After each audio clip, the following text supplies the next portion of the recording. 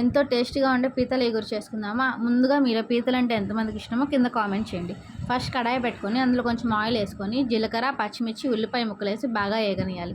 ఉల్లిపాయ ముక్కలు కొంచెం గోల్డెన్ బ్రౌన్ కలర్లోకి వచ్చాక ముందుగా చేసి పెట్టుకున్న టమోటా, ఉల్లిపాయ, చెక్క, మొగ్గ, పచ్చిమిర్చి పేస్ట్ కూడా వేయాలి. అప్పుడే కర్రీకి గ్రేవీ బాగా వస్తుంది.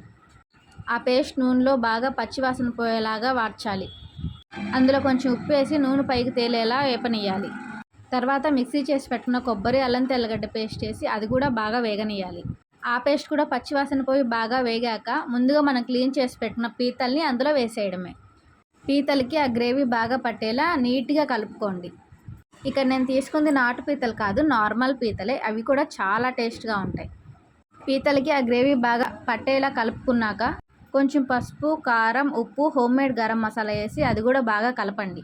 మసాలాలు కలిపాక అందులో పీతలు ఉడికే సరిపడా వాటర్ వేసి మూత పెట్టండి.